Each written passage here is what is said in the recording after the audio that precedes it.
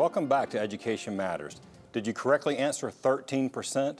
Even though today just over 50% of North Carolina's public school children are black or Hispanic, just 13% of our teachers are. Joining us now are two guests who can tell us if those percentages matter. We have James E. Ford, who is the program director at the Public School Forum of North Carolina, and we have Dr. Rodney Trice, who is the assistant superintendent for Equity Affairs, Wake County Public Schools. Thank you both for being here. James, I want to start with you. You were on the show a few weeks ago. We talked a little bit about some of these topics, but when we get at racial equity, there's some real specific areas of concern. What are they?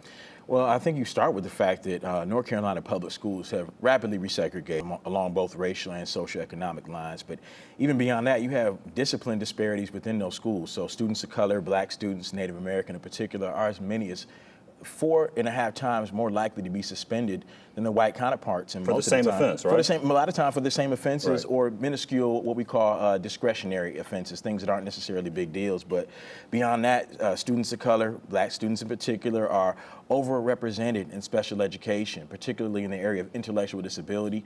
And black and Hispanic students are underrepresented when it comes to rigorous courses and academically, intellectually gifted students. So it denotes an issue of unfairness when it comes to the equality of educational opportunity in the schools. And couple that with what you just said, with a pretty monolithic and homogeneous teaching workforce, it just doesn't lead to very culturally responsive teaching, which gives every student from every background the best chance at success. So those are a couple of main areas that we've seen that need some response. Now, Dr. Trice, in your role, you're more or less the chief equity officer, if you will, for Wake County Public Schools.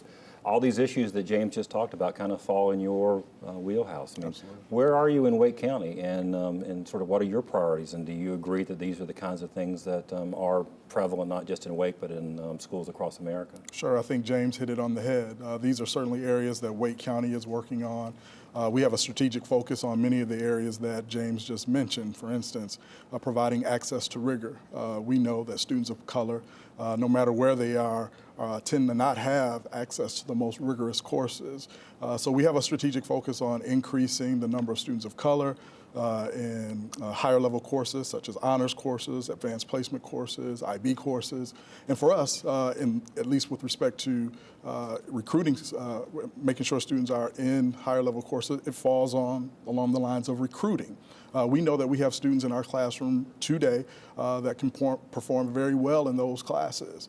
But there's also a second layer to this issue, and that's increasing the pipeline of students of color who can take advantage of higher level courses on the back end. So that's just one example of some of the work that we're doing in Wake County around addressing inequities. And that's interesting, you use the term access because like here in Wake County, for example, where we filmed the show, I mean, there's obviously plenty of opportunity to take those courses, but you touched on an interesting thing. You've got, on one hand, you may have some subjective things where students aren't being recommended. On the other hand, you've got students who maybe don't have the confidence, they haven't been instilled in them either at home or by their teachers who don't tell them that they're smart. Right. I mean, is that part of what you're talking about? Absolutely. So when we talk about recruiting students to higher level courses, we're talking about garnering the whole community to let students know, yes, you do have the capacity to do the work in higher level courses. So we're talking about pastors, coaches, mentors, you name it, that can really back these students. Right. James, let me ask you, implicit bias. Sure. I mean, that's one of the things that is pointed at in terms of why some children of color are not being recommended.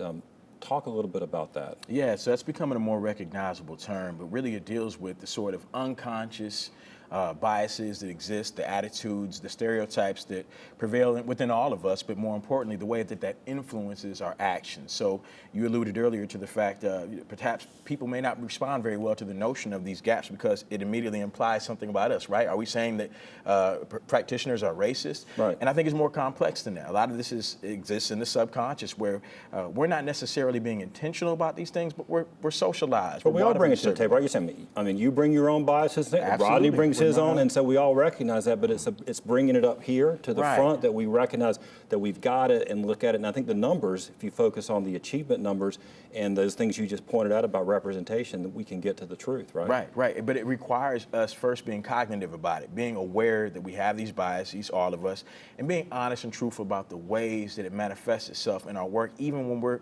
perhaps trying hard not to. The fact is we're human beings.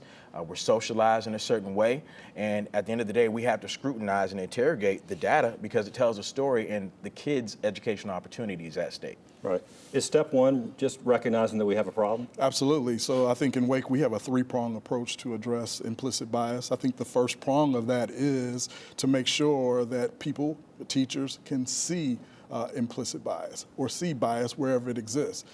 We have a commitment to disaggregating data, to doing classroom walkthroughs so that people can understand, particularly teachers and administrators can understand how race is lived differently by students and throughout the district. Right, and this is, it's critical that we get to this in education because this is where it all. I mean, it is still the path forward in terms of careers, college, the American dream, if you will. Sure. We've got to get at it in education, right? Absolutely, because if you don't, I mean, the same sort of racial gaps that exist in every other system are going to prevail because this is the sort of launching pad. Because that's what we've really seen, Dr. Trice, is in our education. While we've seen academic achievement level, graduation rates are historic high, the achievement gap, which we sometimes also talk about the opportunity gap, is frankly, it's frustratingly still about the same. We're still seeing a much bigger gap between black and white students, right? Sure, we are. And I prefer the term opportunity gap because, students and families are differently situated when